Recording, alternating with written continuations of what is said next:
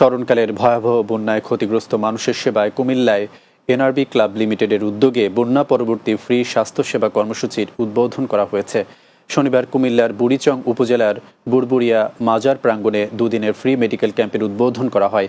ক্ষতিগ্রস্ত বুড়িচং ও ব্রাহ্মণপাড়া এলাকার রোগীদের সেবা ও বিনামূল্যে ঔষধ ও ত্রাণ বিতরণ করেছেন সংগঠনের কর্মীরা। মেডিকেল ক্যাম্প উদ্বোধন করেন এনআরবি ক্লাবের ম্যানেজার শফিকুল ইসলাম। এ সময় উপস্থিত ছিলেন ডাক্তার সারার, সমাজসেবক আবদুল্লাহ বাকি, আবদুল্লাহ আল হামজা ও আহমেদ তনয় সহ অন্যান্যরা। সেবা পেয়ে সন্তুষ্ট প্রকাশ করেন স্থানীয়রা।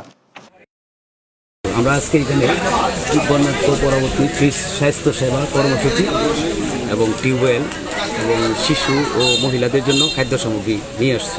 এই পরিস্থিতিতে কীভাবে তারা হচ্ছে তাদের এই ডায়রিয়া এবং চুলকানির সমস্যা এগুলো কীভাবে নিয়ন্ত্রণে রাখবেন সেটা যেন তারা নিয়ন্ত্রণে রাখতে পারেন, সেই জন্য আমরা তাদেরকে সর্বাত্মক চেষ্টা করছি।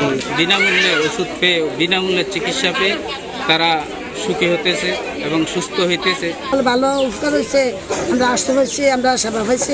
এখানে শত শত রোগী সকাল থেকে ইতিমধ্যে দেখা হয়েছে এবং আমরা এখানে ঘোষণা দিয়েছি যে সন্ধ্যা পর্যন্ত একজন মানুষ যদি থাকে তাদের দেখা শেষ করে আমরা স্থান ত্যাগ করব।